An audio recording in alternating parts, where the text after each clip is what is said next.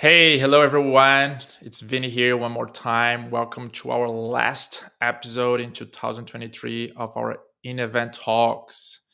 This is your podcast for all things event management and event strategy. Today we are diving into a crucial topic, right? That sometimes it flies under the radar. It's strategic event procurement. All events has a very important aspect that is procurement, and I want to bring here today Therese, our amazing guest. We know events, they don't just magically come together, right? You must be behind the scenes, gathering a list of complex contracts, payments, logistics, all those things that really matter for your event to happen. And this is where strategic event procurement comes into play, and Therese can come to help you with her company.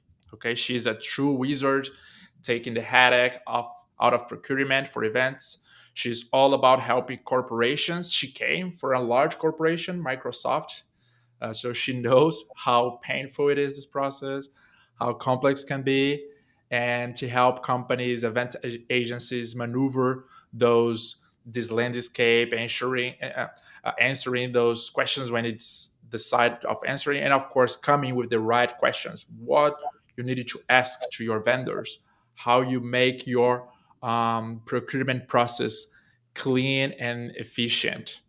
So yeah, grab your coffee and let's hear to Therese. Thank you for coming. Thank you for having me. Boy, you teed me up just very nicely. I appreciate that. Thank you. Yeah, and to help me today, I have Diana. Diana will be here helping because she has checked and seen so many RFPs coming to us, and she definitely has one or two opinions and great ideas to help you that is listening how you can be more strategic with your procurement.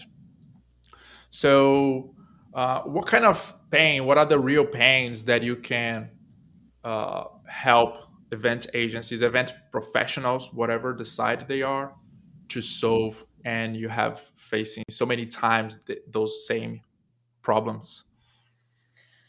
Well, as you mentioned, procurement can be a real tangle for events. And a lot of times, what I learned when I was managing procurement at Microsoft is, events have a very dynamic nature, and procurement by nature is typically fairly rigid. And so trying to put a dynamic process through a rigid structure definitely leads to some pain and conflict. And one of the areas, that we're going to talk about today is RFPs, like you mentioned. And, to somebody who understands procurement, you know, it seems easy. It's kind of like, you hire a CPA to do your taxes, right? But if you don't understand it, it's kind of like having a root canal without the silly gas. So what I do is bring the knowledge that I got working at Microsoft and running RFPs, as well as helping the suppliers and agencies understand what it was that we needed. I bring that all together so that you don't come out feeling like you've got a toothache or a headache at the end of the process. Nice, nice. So you were saying you are kind of the true CPA for procurement, solving all those tax issues that we face in our Well, side. So, it's an analogy. I'm not a CPA, so yeah, yeah, yeah. I We can't know. claim to be one. But taxes are complicated. Bookkeeping is complicated, and so people who do it every day, it's much easier for them. Whereas somebody who only has to do it once in a while, and particularly event marketers, it's their zone of genius is putting together a great attendee experience, doing the legwork ahead of time to go through the regimen of running an RFP to choose the suppliers. It's just not their area where they're the most comfortable. And then, what I've also learned is in many cases procurement teams don't fully understand how events work. And so they may come into the process with not enough questions or the wrong kind of questions or too many questions, and and it just makes it more difficult for everybody to make their way through. So that's why I kind of say I since I do it often, it's easy for me, and then I'm able to help people get through it more easily on their You mentioned something that is very important, right? Procurement sometimes don't understand events, end. and that's hard when they lead the whole process without going back and forth with the event professional behind the person hosting this event. What do you do to make this alignment better, right? Between what procurement is expecting, what the events team is expecting. Is there something particular that you bring to your customers? Well, yes, I was able to marry the two disciplines, if you will. So when I started into procurement, one of the things that my stakeholders complained about the person who was my predecessor was that he didn't understand their business. And I said, okay, help me understand your business. And the best thing that ever happened was one of my stakeholders said, you're coming to an event. And it was forget what year it was, but it was Microsoft Tech Ed in Orlando, Florida, and we took over almost the entire convention center.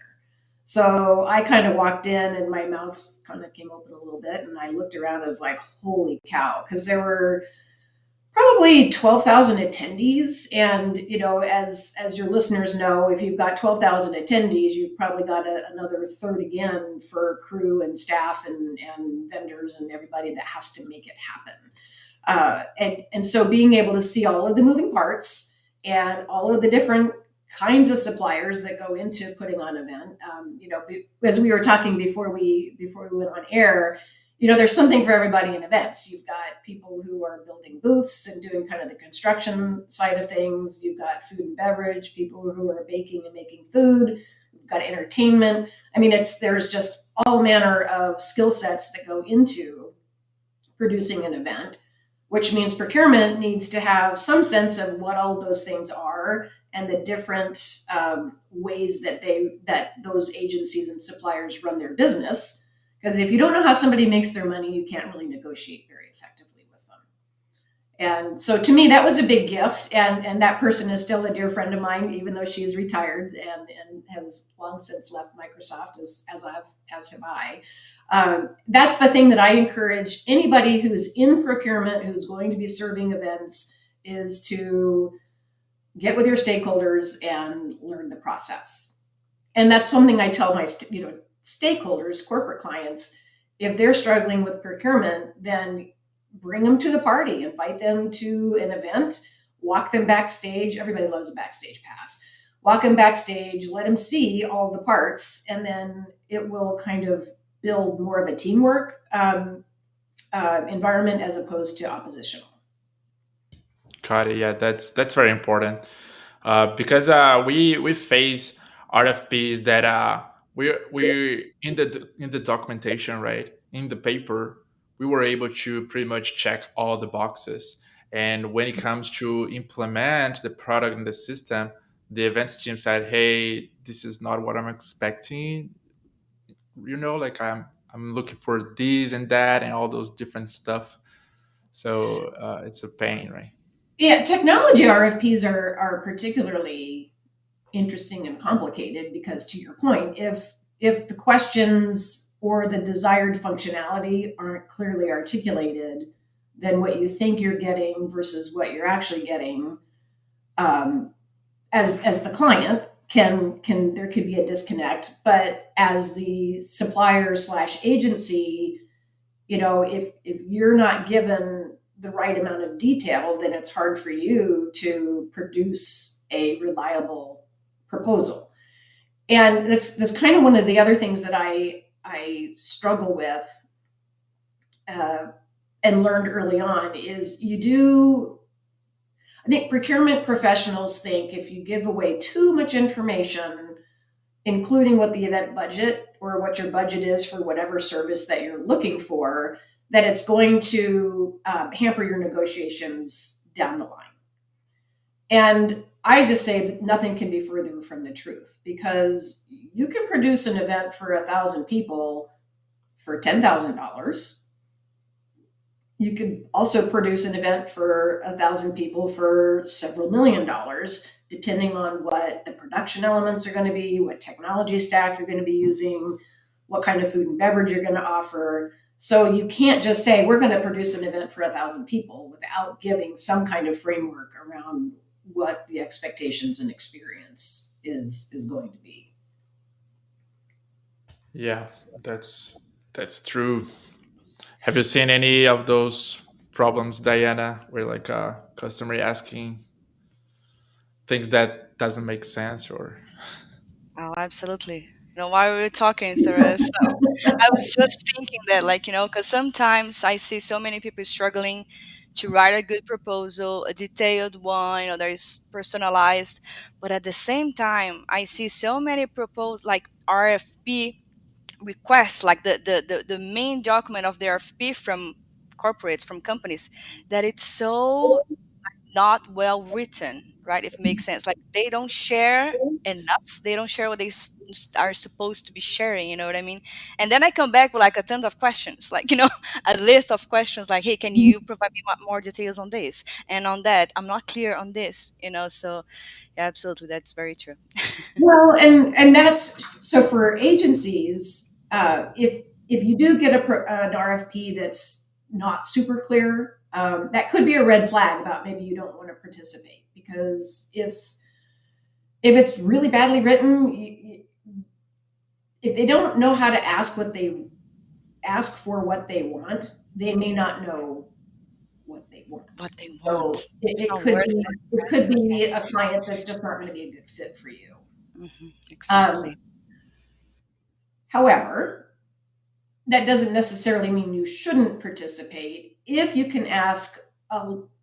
If they give you the opportunity to have a question and an answer period, then by all means ask as many questions as you can to get clarity for what it is you need.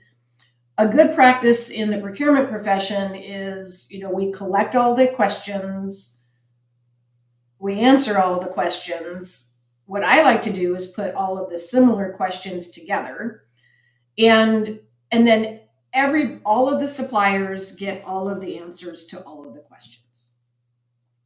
And some people go, well, that's not fair. If I didn't, if I asked a question and they didn't think to ask it, then why should they get the benefit? And the response to that is, well, you may have asked this question, but they may have asked a different question that you didn't think to ask. And the best advice I can give for anybody is that an RFP should be an open book test. Because the ultimate goal of an RFP is to find the supplier, vendor, agency, product that you need that's going to best fit what it is you need or want. And in events, as we know, that can be fairly complicated. So you want to make, as a person who's running an RFP, you want to make it as clear to the agencies as possible so that they have the best chance of coming back with a proposal that's going to meet what you need. And then flip side, on the agency side, like I said, ask lots of questions, and feel free to continue to ask. If it's still not clear, then and then as the client or prospective client responds to you, that's going to give you more and more indication about how it's going to be to work with them when the final selection is made. no, yeah, that's so important. Those best practices that you just shared, it's a must, right? Like, but do you say is it better to just write down as a document with all the questions, or also go to a meeting to hear some of those questions? I've seen both, right? Like, people Yeah, go together a day and time, everyone join and ask those questions, or we submit.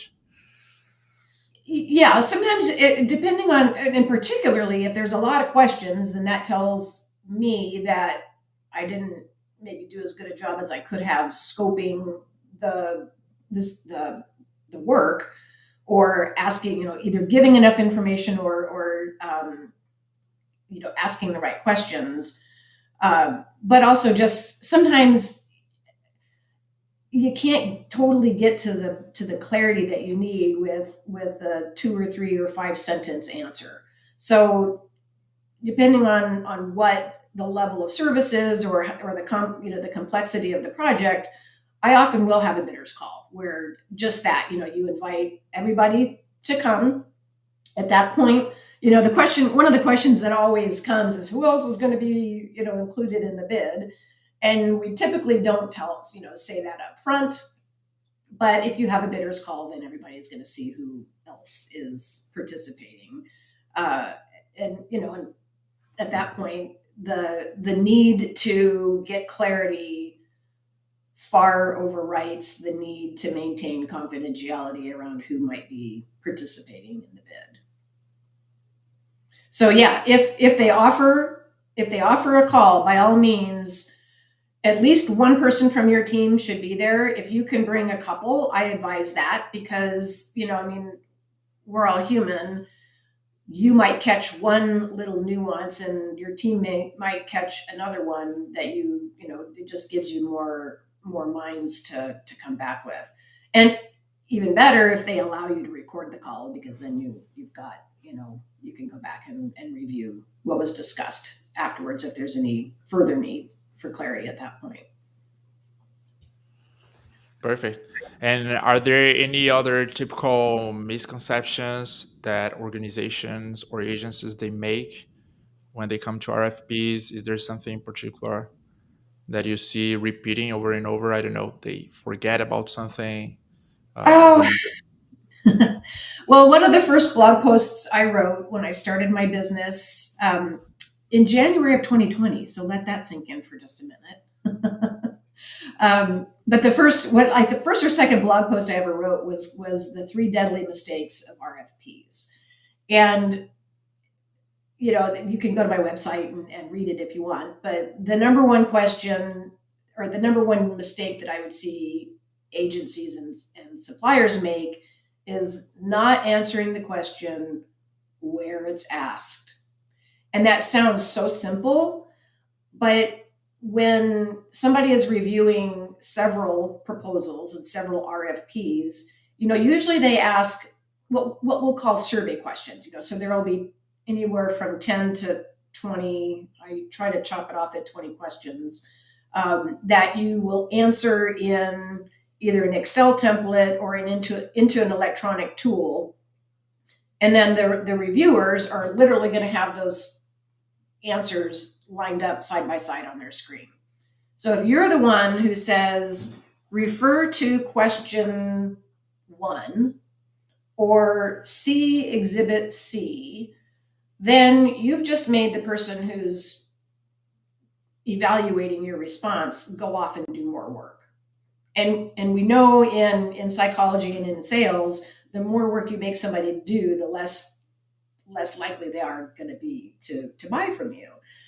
So even if you think the question's already been asked and they've just repeated it, answer it again. But I would say if you think that it's a repeat question, you should go back and read the other one, because there's probably a distinction that you're not catching. If you need to give more detail than what's allowed in the space provided, give a brief answer, and then you can say, refer to exhibit, name the exhibit, and point them to the page and even possibly the paragraph that's going to add extra context to what they do. Don't hand them a brochure and expect them to read all the way through it to figure out what you're trying to say. Another thing is boilerplate. I think we all, me included, I have kind of my standard answers or marketing, topics that I talk about. But if I ever use them, I always tailor it to be specific to what the client is asking for. And, and the worst thing is too many I or we statements. If you're not giving good examples of experience, but you're talking a lot about, at XYZ company, we've been in business for 55 years and our employees have collective experience of over 200 years.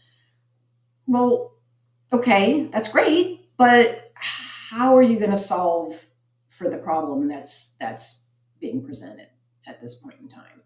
So that's kind of the gist of the blog post. But a couple other things that I see that you would be blown away by is just the basics of spelling, grammar, and punctuation.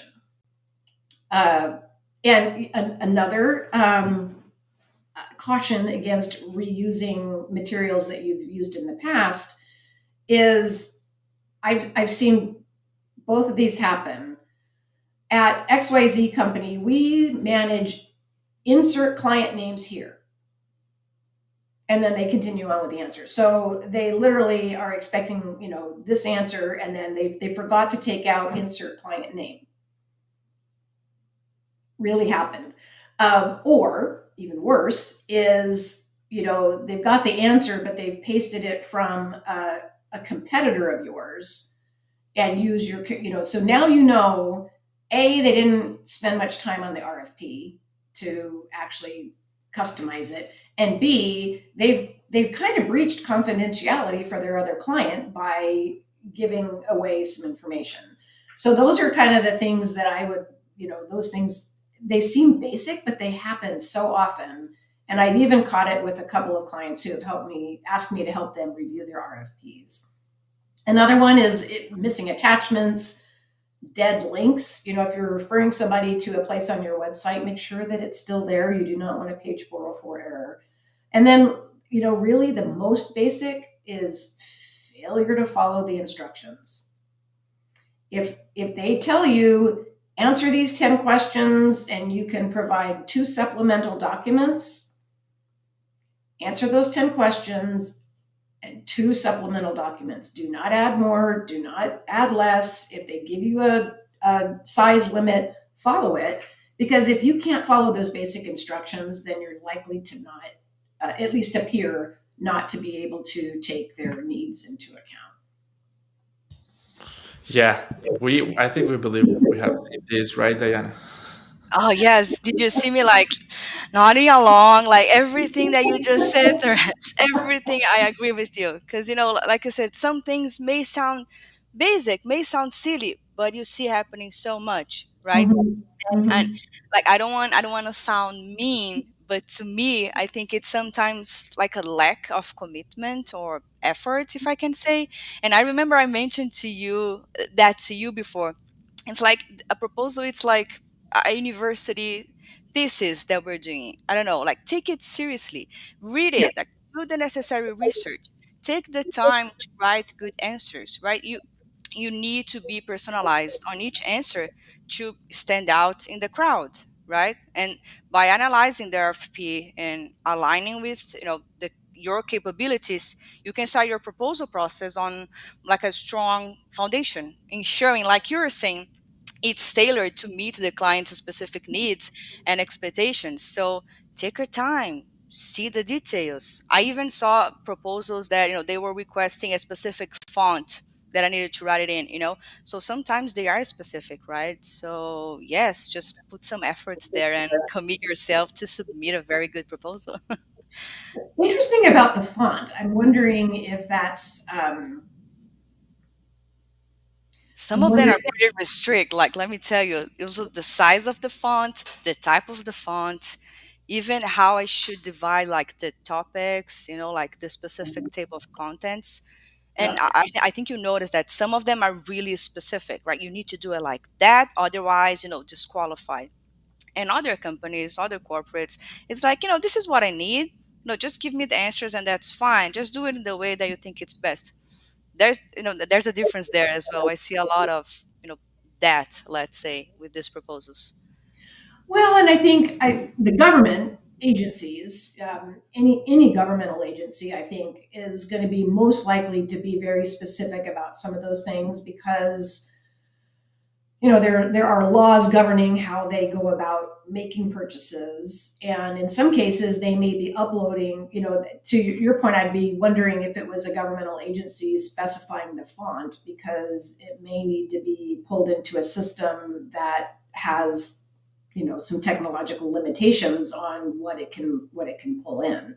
But yes, if they say do it in Times New Roman, it's not the prettiest font out there, but I think it's often chosen because it's easily read, it's easy digested, and if they're saying you want a 3-page document, somebody, I guarantee you, is going to go in there with a size 4 font so they can cram 8 pages into 3. So that could very well be one of the reasons behind somebody being that specific.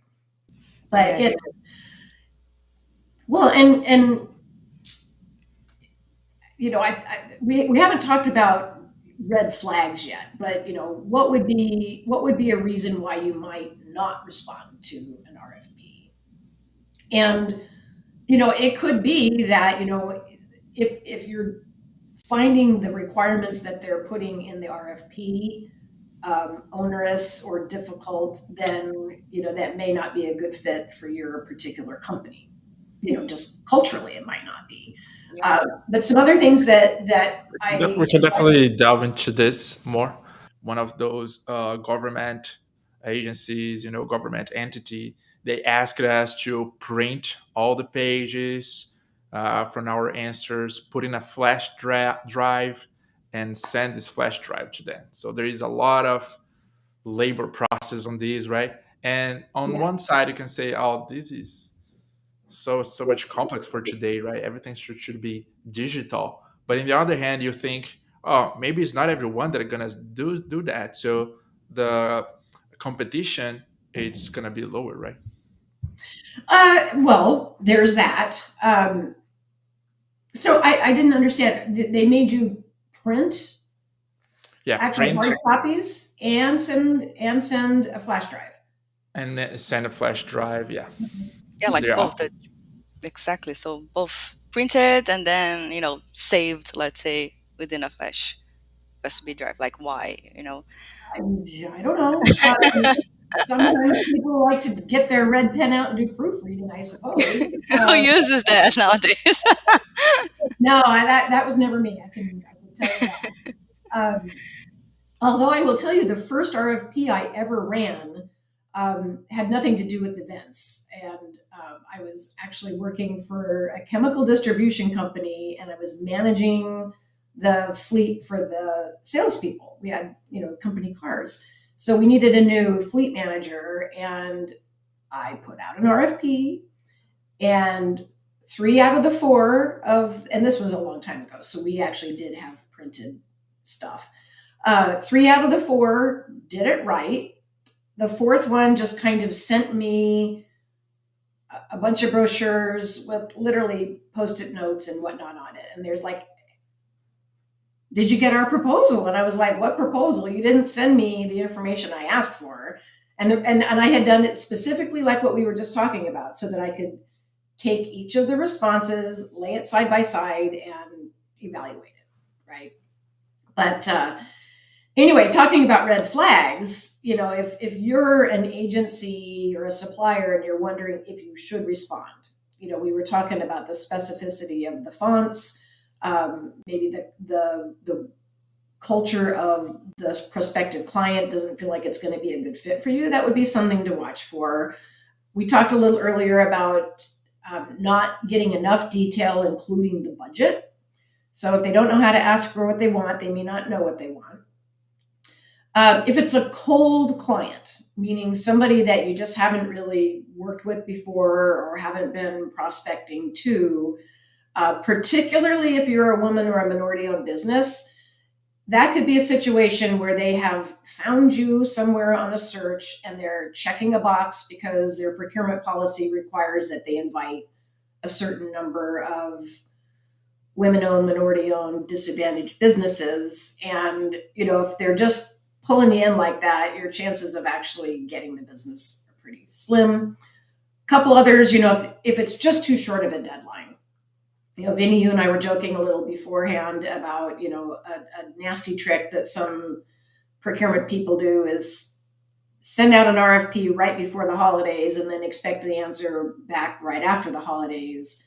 If your team can't realistically put together a quality response, then that might be a reason.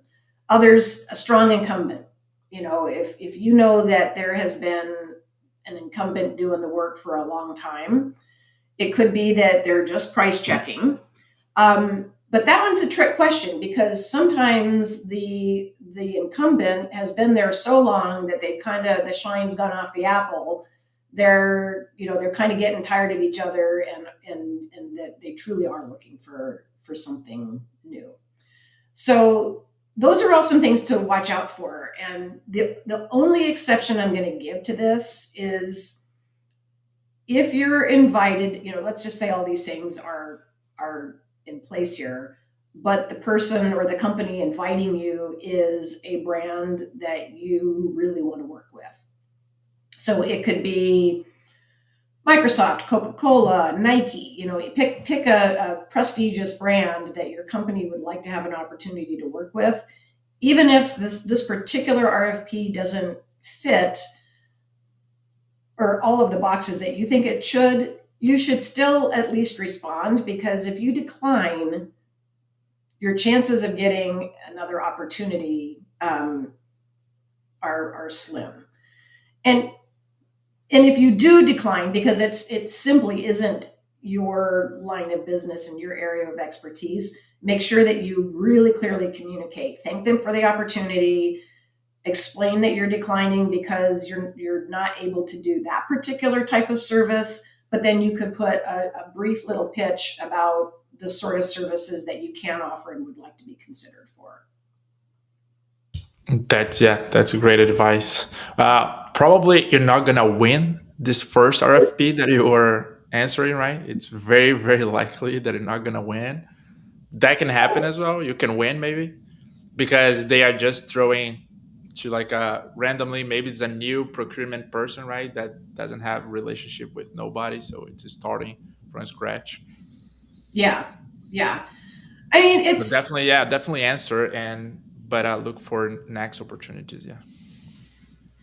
well, and then going back to following the instructions. The biggest no is while the RFP is happening, if you've been instructed to communicate with one specific person or one specific team of people, you are not going to do yourself any favors by trying to do an end run around and talk, either find out who the decision makers are going to be, or if you know who the decision maker is, going and talking with them to try to get more information. That is almost guaranteed to get you disqualified right then and there with no questions asked. Yeah, exactly. No sneaky And business. and going back to that, because while you're talking about the red flags and everything, I think that, if I can say in a nutshell, I would say it's all about, the qualification, right? You need to be able to qualify that RFP to see, if it's worth your time to submit that proposal. And Mhm. again, it's what we were talking before. Take the time, read, through the whole thing, every single detail. When Mhm. it comes to events, of course, are there requirements for in person, or virtual events, hybrid? So Mhm. it's all about understanding the nuances, let's say, of each proposal. Each proposal type, it's crucial. So it ensures that your plan aligns with the specific goals and expectations of the events that Mhm. they're planning, whatever. Yeah. Yeah, and there's a lot of ways you can do your homework. Uh, there's LinkedIn. So whoever it is that's your primary contact for the RFP, Mhm. check them out on LinkedIn. See what kind of posts they write, see where else they've worked before they came to this particular company. One thing I always suggest is if it's a repeat event, you could almost always find website like the registration website or sizzle reels from prior year events. So if you can go and find those, you'll have a pretty good sense of how that event is produced and operated. And that's a good way to get a hint on what the budget might be if that's not something that they provide to you. Mhm. So, Exactly. and sometimes you might even be able to find out who the producer is within the company for that particular event. It doesn't give you the excuse to go and reach out to them because, like I just said, that can get you in trouble. But you can still use LinkedIn to find out more about that person if it's not somebody that you don't already have a relationship with. So, lots of ways that you can do your homework and kind of step yourself up and give yourself a little better shot at winning the business. Yeah, that's true. Yeah. RFPs are all about the right connections. It has a big weight on the process, right? Like who knows you, who knows what you are doing. Of course, not just about who you are, but what you are doing for other customers, for other companies, and Mhm. that will reflect on the end result. Yeah, Uh, absolutely. and if we can talk about maybe some specific examples of your customers, what kind of procurement process they are doing today? Is it more for a new venue to find like a new hotels, new destinations? What are the most common procurement process The that you have faced? I mean, venue and site selection is a whole discipline. So that kind of falls under what we would call strategic meeting management. And usually there is either a team in house at the company or a designated sourcing agency, and they're typically doing those kinds of RFPs. What what usually comes to me is when someone's issuing an RFP for services, technology, maybe finding a list of preferred suppliers to do those kinds of things. And then, like on the branding or not the branding side, but on the agency side, one of my recent clients was invited to an RFP for the corporation to select their roster of event agencies. And so that one was interesting because that particular client is not they're not native English speakers. It's an American company, but they're not native English speakers. And so, we really went through their responses because some of their phrases weren't likely to be as clearly understood.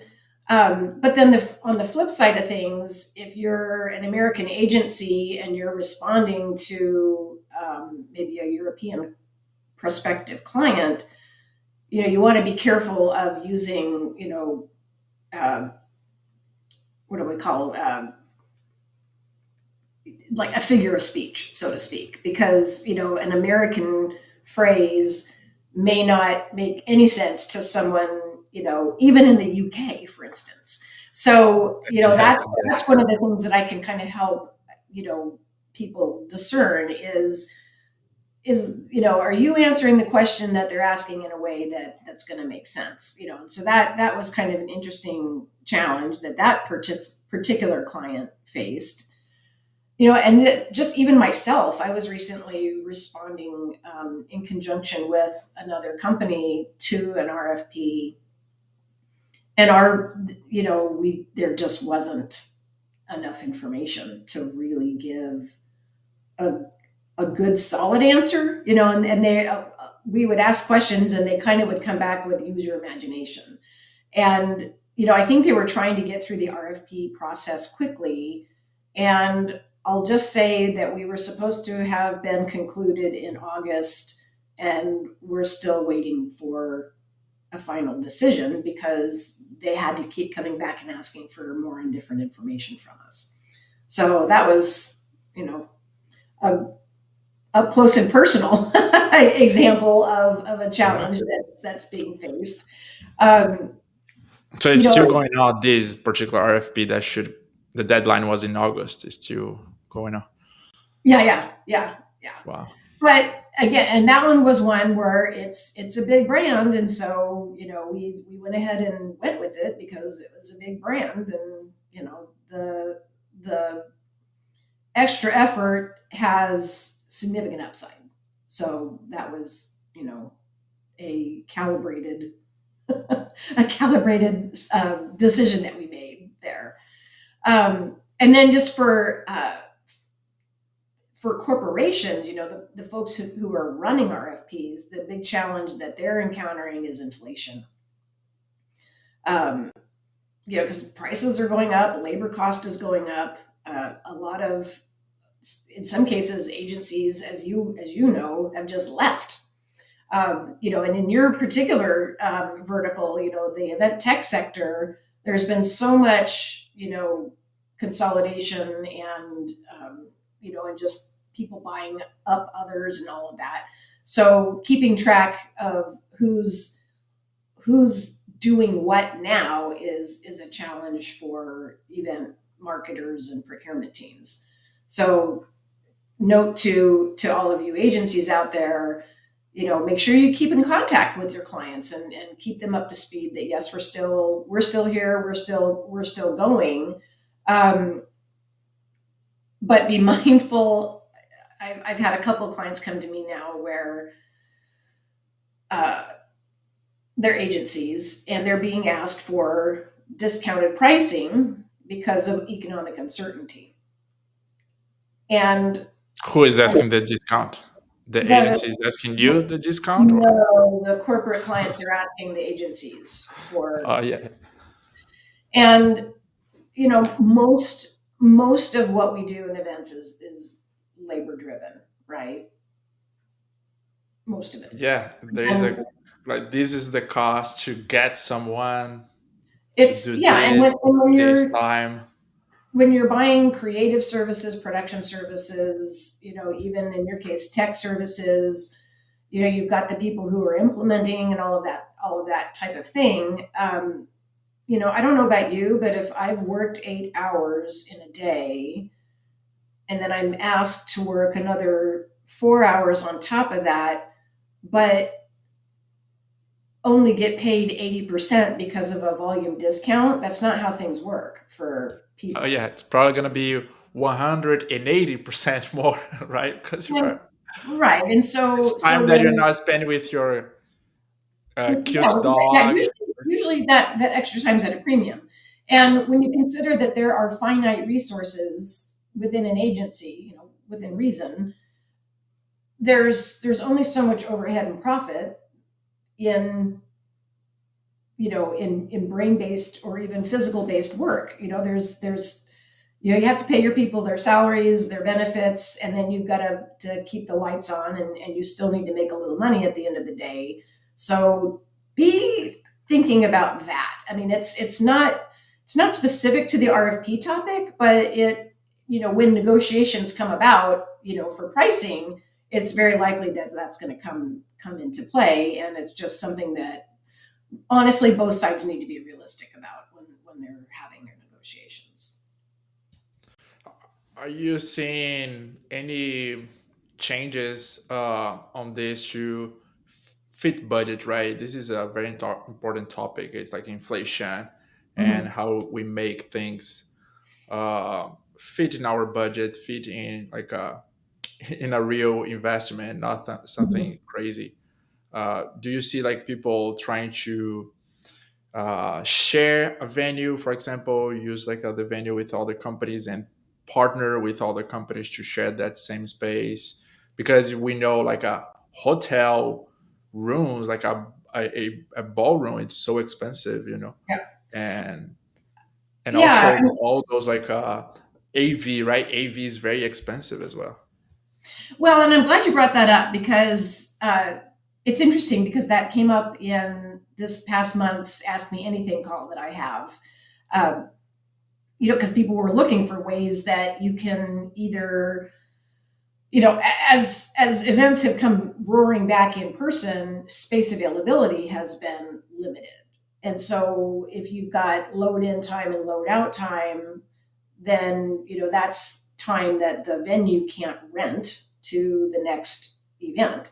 And people are doing exactly what you just said, Vinny, in that they are starting to cooperate and say, hey, if we can agree on at least a similar stage set and a similar AV configuration, then we can share the cost of the load in, possibly even the gear rental.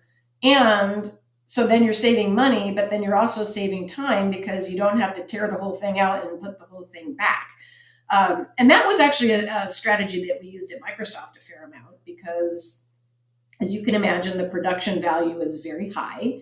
And so the rigging time and everything that it took to get all of the infrastructure installed into the space, usually a convention center,